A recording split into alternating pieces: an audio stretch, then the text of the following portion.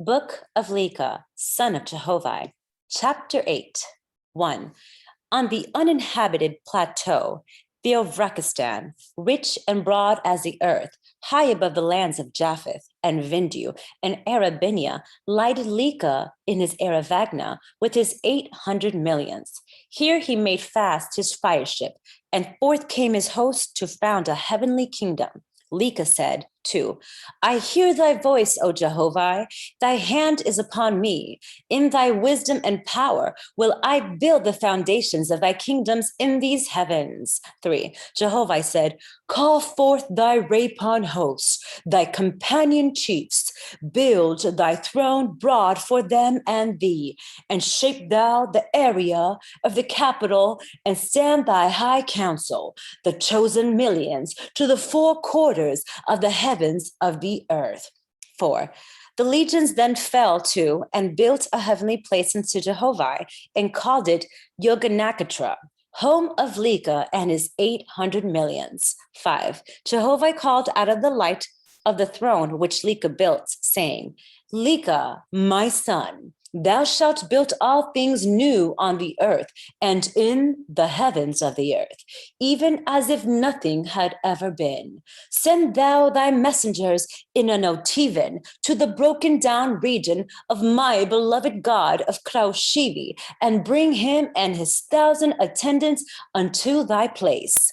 6. Thereupon an Otivan was sent off, well officered, and in due time it returned, bringing God to Yoganakatra, where he was received with great joy and greeted in Jehovah's name.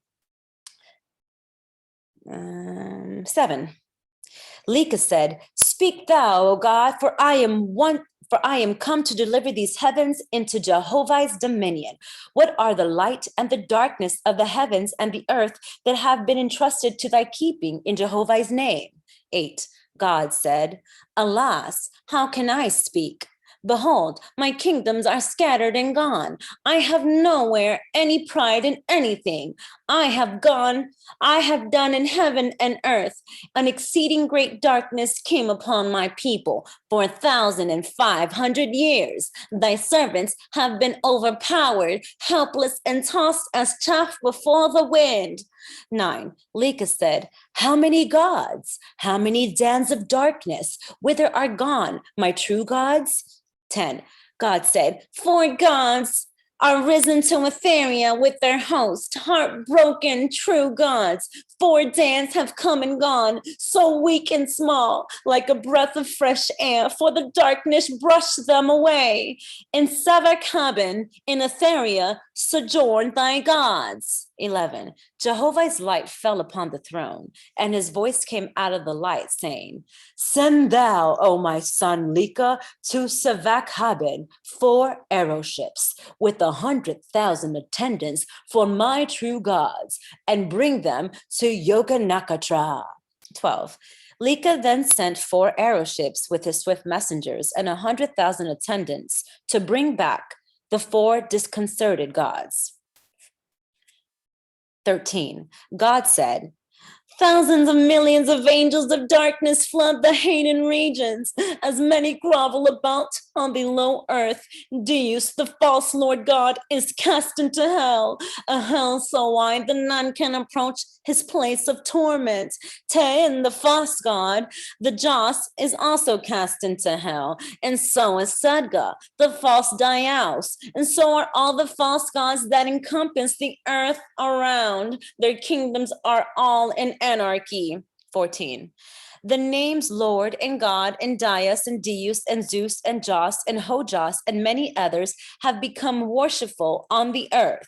Not only labor the traitors to put away the Great Spirit, but to establish themselves as men gods capable of creating, the veritable creator of heaven and earth.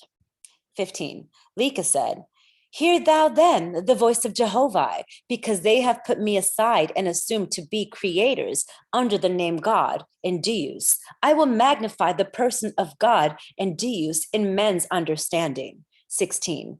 Nor from this time forth on the earth for 3,000 years shall man be confined to the one name, Jehovah, or Eolin, or Eloe, but worship God or Lord or Deus or Zeus or Diaus or Jos or Hojas.